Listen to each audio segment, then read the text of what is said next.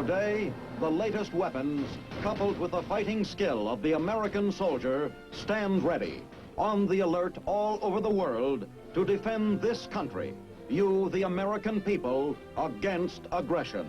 This is The Big Picture, an official television report to the nation from the United States Army. Now, to show you part of the big picture, here is Sergeant Stuart Queen.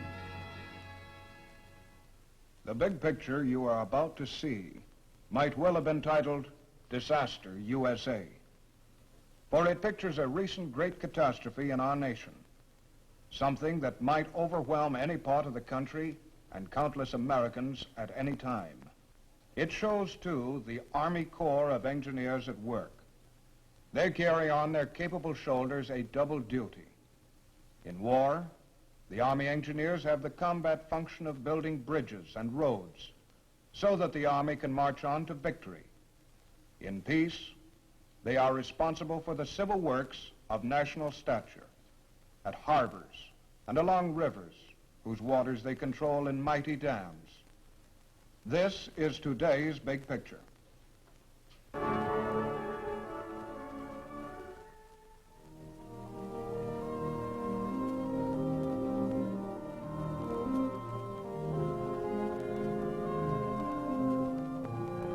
If you have traveled among the original 13 states, you know that many of the more northern ones early developed industries, mills and factories, driven by water power, gift of the swift, ever-flowing rivers of the region.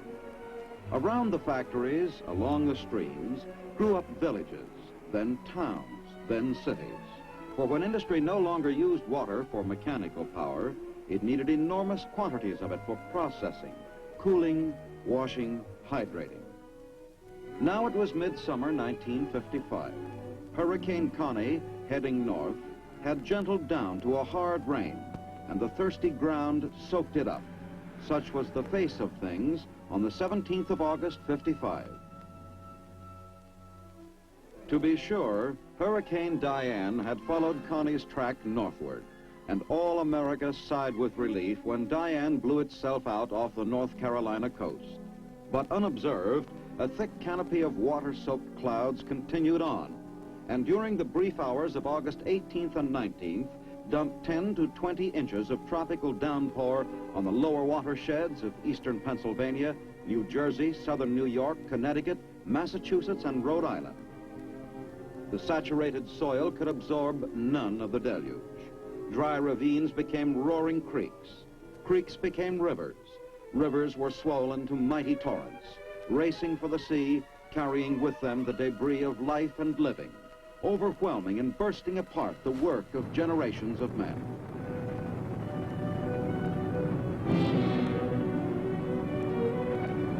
It was a flash flood of tremendous proportions, unprecedented in its terrifying fury and violence.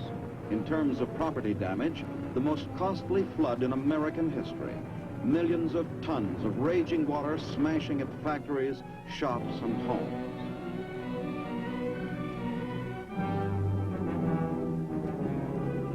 Streets became riverbeds.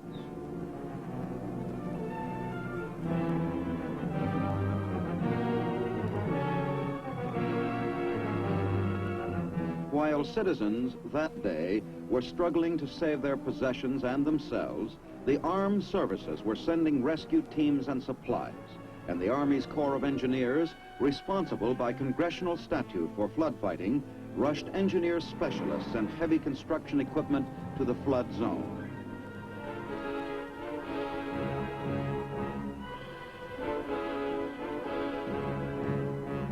Later that day, the waters were subsiding. Those who had escaped went back to the work of rescue.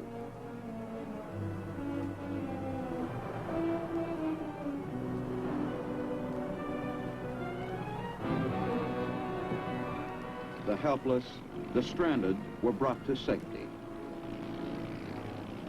The very old and the very young.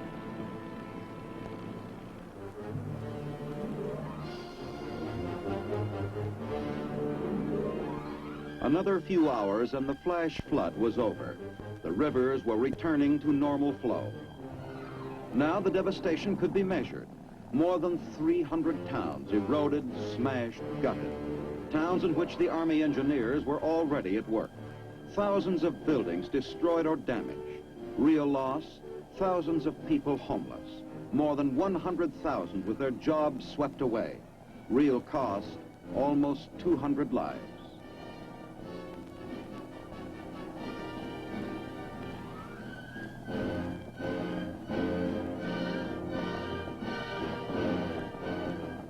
Hundreds of bridges destroyed or badly damaged. Even the dead were not spared.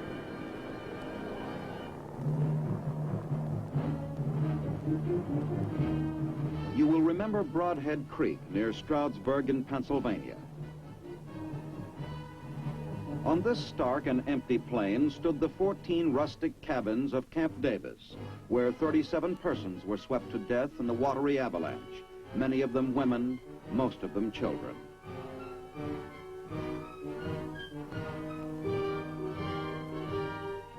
The State National Guard and Army units promptly mobilized to guard, direct, and comfort.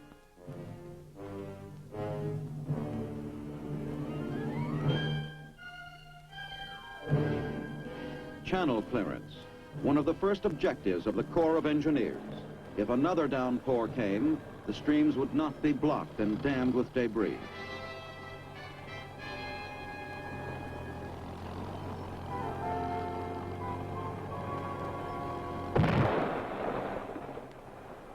At bridge crossings, the rubble of the old made way for the launching of the new. Engineer units, state employees, and civilian crews hired by the Army's Corps of Engineers erected more than 100 Bailey bridges to connect up highways and streets, and thus end the isolation of scores of cities and towns. The Bailey Bridge is like a king-size director set. A well-trained crew can assemble and launch one across a 100-foot stream in 2 1/4 hours, and it will carry from 28 tons to 60 tons, depending upon its type. Thousands of them were erected in wartime by crack combat engineer teams to span the Rhine, the Volturno, the Rapido, and the steep gullies of Korea.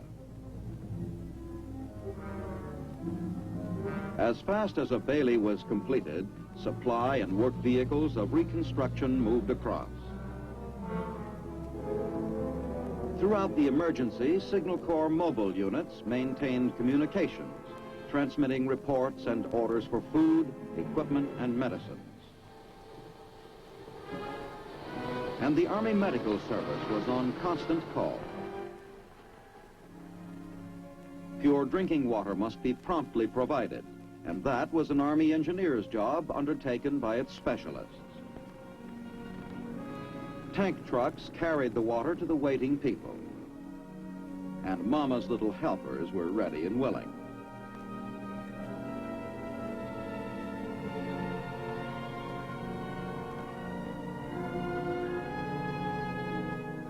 Through the Red Cross came not only food, clothing, and money, but also the medicines and serums which made possible a winning fight against pestilence. Military and civilian doctors inoculated old and young against tetanus and typhoid.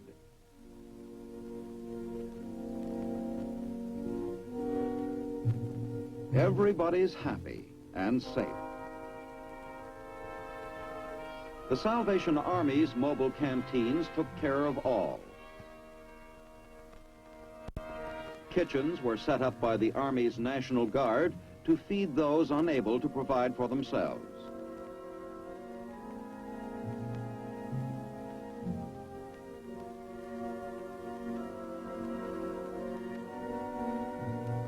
Everybody helped. Those who had shared with those who had not. Supplies poured in from the nation. Nobody was forgotten.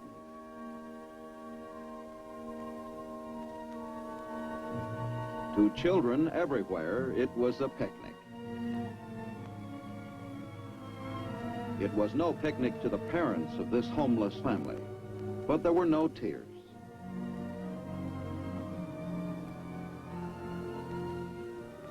They went smiling through.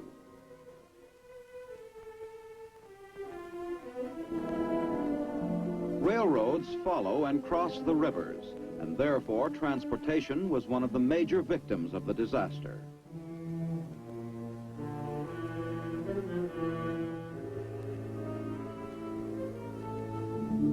The Army's Transportation Corps immediately took from their cocoons its cracked diesel engines, stockpiled at Fort Eustis for war's emergency. For this was war, against a devastation as great as any bombing attack.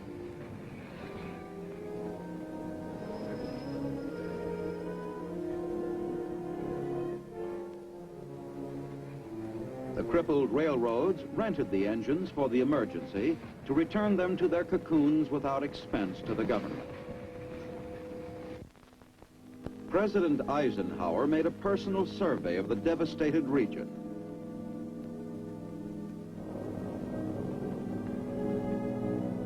He saw for himself the extent of the loss and suffering.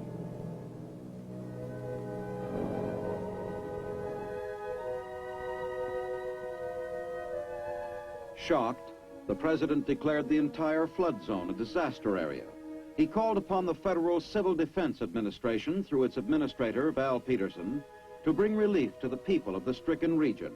Administrator Peterson not only set his own national organization to work, he also delegated to the Army's Corps of Engineers the duty of carrying out the reconstruction phase of the president's disaster order, and Operation Noah was born. The Army Corps of Engineers has a unique organization in being, which covers the entire United States in 10 separate division areas, each in charge of a division engineer, and each divided into districts where required.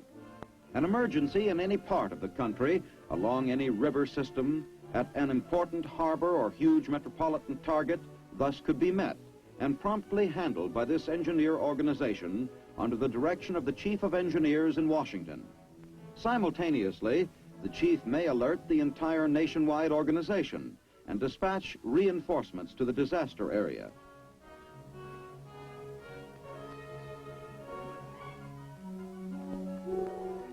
When the northeastern states were declared a disaster area, the North Atlantic and New England divisions quickly organized for emergency construction operations to effect speedy recovery from the havoc wrought by the disaster. The Chief of Engineers, Lieutenant General Samuel D. Sturgis, Jr., at Washington, telephoned his commands to the North Atlantic Division Chief at New York and the New England Division Chief at Boston. To the disaster area, he dispatched 49 officers by plane from Fort Belvoir, the Engineer School and Training Center.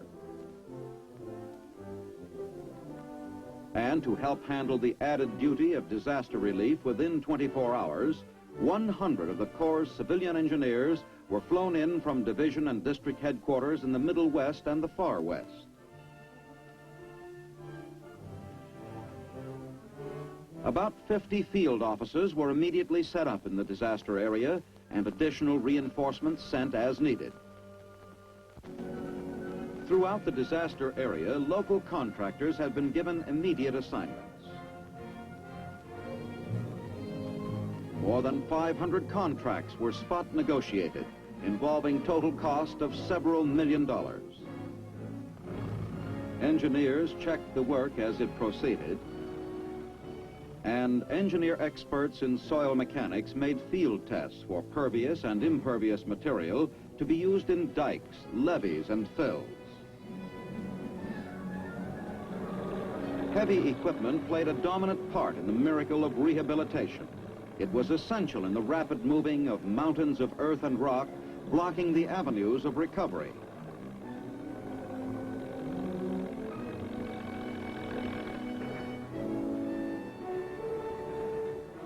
More than 1,200 pieces of heavy equipment were being employed simultaneously in the flood area under contract.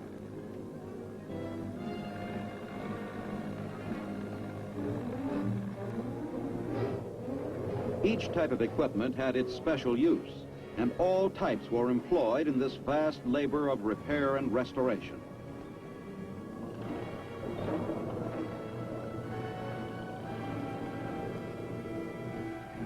Emergency repair of public utilities was a desperate need. The Army engineers were charged with the immediate restoration of sewers and water mains.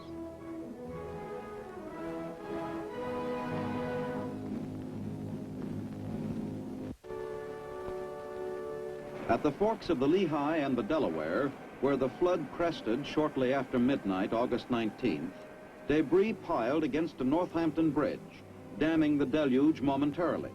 Then, the million-ton force of the flood burst through. That was the story for scores of bridges. The clock was stopped later in the morning of August 19th by the watery fingers of Connecticut's Naugatuck River. All Connecticut was in the major disaster area.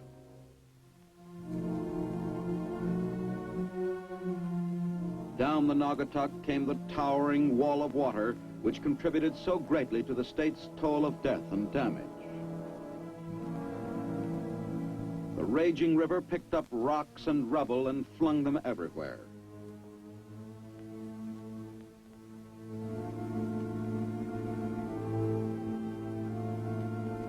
A measure of the flood's power. Heavy railroad rails bent and twisted by the force of waterborne debris thrust against them with a giant's strength. And boxcars lifted up and smashed against nearby buildings.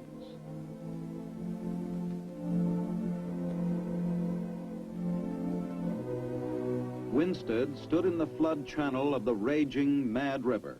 It was rivaled only by Putnam as a place of destruction and suffering. A large segment of the town was swept away.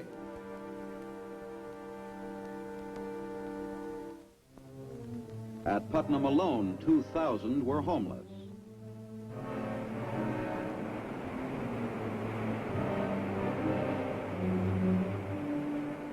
In this factory, magnesium was processed.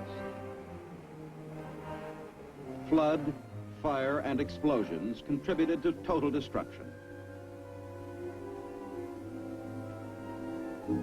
Here, the Quinebaug River carved a new channel through a railway cut. The engineers put the river back in its bed.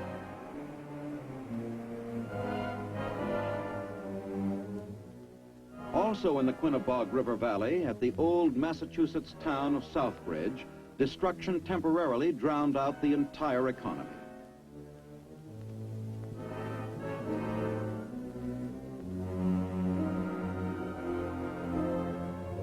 But no flood could dampen the tough Yankee spirit of self-help. Their homes might be gone, but their courage was still there. America pays homage to their nobility of spirit. For those who still had houses, house cleaning, after the torrent had wiped its muddy feet on the rug.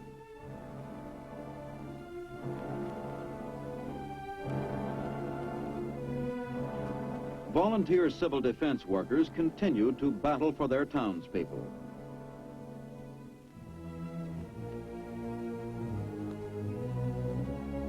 Promptly, leaders of cities and states had initiated practical plans for aiding families suddenly made homeless and jobless. Bailey bridges continued to arrive. As soon as the flood emergency became apparent, the Army engineers had started moving 13 carloads of Baileys from their huge stockpile in Marion, Ohio, to railroad yards giving access to the flood area. Trucks were waiting to haul the bridges to the road ends.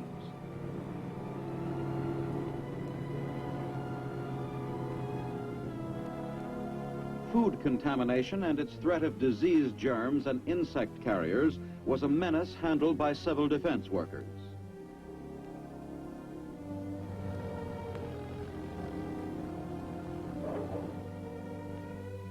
The necessary cleaning out of flooded stores and shops added to the task of sanitation.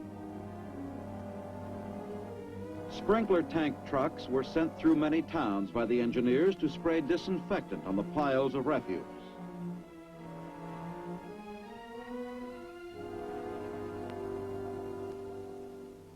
But here, teenagers volunteered to spray contaminated material with a DDT solution.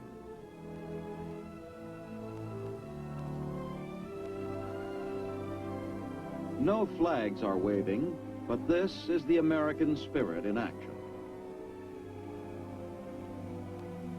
Most floods are followed by an epidemic of disease, but the alert people of the area denied Diane that second victory. Restoration of the normal flow of community life went on rapidly. The flood had coursed through this street and store, leaving 8 feet of rock and rubble. Within a few days, street and store were returning to life and living. This avenue of wreck and rack was in a short time back in business. And here, where cranes rattled and swung, a traffic director soon was required. As you look over the scenes of vast desolation, you ask yourself, is this a first time for these cities and peoples?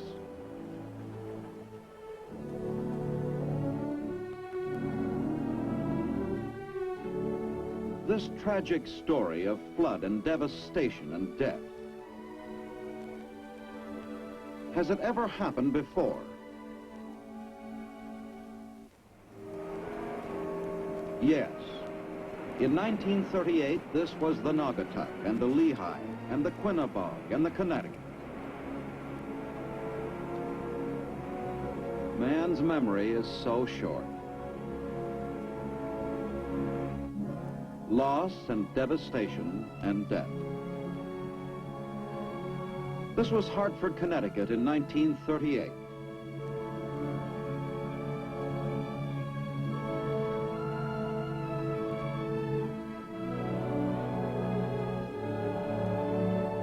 This was the Connecticut River in Hartford.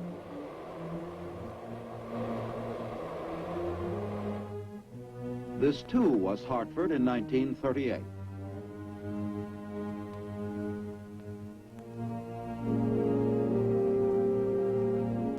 And this was the 1938 fashion in Hartford. Look closely at Hartford's streets in 1938. Compare them to Hartford streets in 1955. Yes, 1955, when Diane had come and gone, leaving Hartford dry, serene, undamaged. What magic brought this about? No magic at all. Just plain common sense. Flood control construction. Since 1938, Congress has authorized a $300 million flood control program for New England. This flood wall, built by the Corps of Engineers at a cost of $11 million, was a part of that program. In 1955, it saved Hartford twice its cost in property damage. Under the same authorization, this flood control dam was built on the Westfield River, a tributary of the Connecticut. During Diane, it largely controlled the Westfield and diminished flood stages along the entire Connecticut.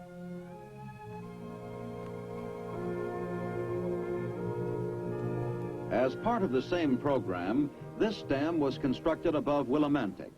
In the Great Diane storm, it reduced flood stages there and downstream on the Chautauqua and Thames rivers.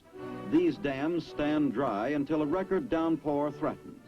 Then, the control gates are closed and the reservoirs fill with billions of gallons, which otherwise would pour into the swollen streams and build them to raging floods. With the emergency passed, the gates are opened and the impounded waters drain away. But man's memory is short, and 5/6 of the authorized $300 million program has not taken form in flood control works. The unbuilt dams, levees, and flood walls would have reduced the damage, might have saved lives, even in such a flood as Diane. The plans for watershed development to contain flood waters and protect the cities and peoples from destruction and death remain largely uncompleted.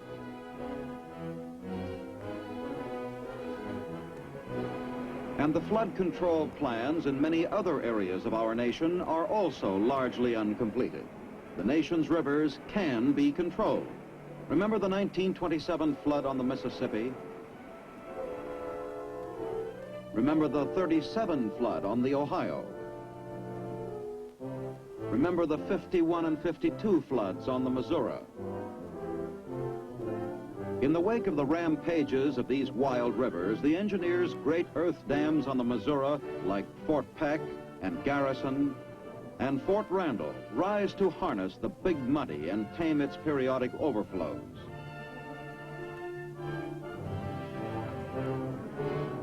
The levee system on the Mississippi and the dams on its tributaries have contained the Father of Waters. These engineering works are man's answer to nature's wrath.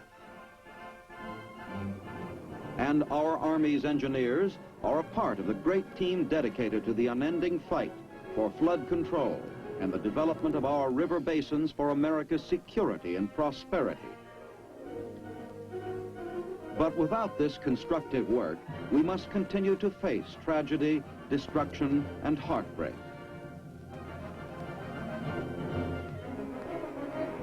Yet with the passage of time, the memory of raging waters fades and is forgotten. Must man's memory continue to be so short?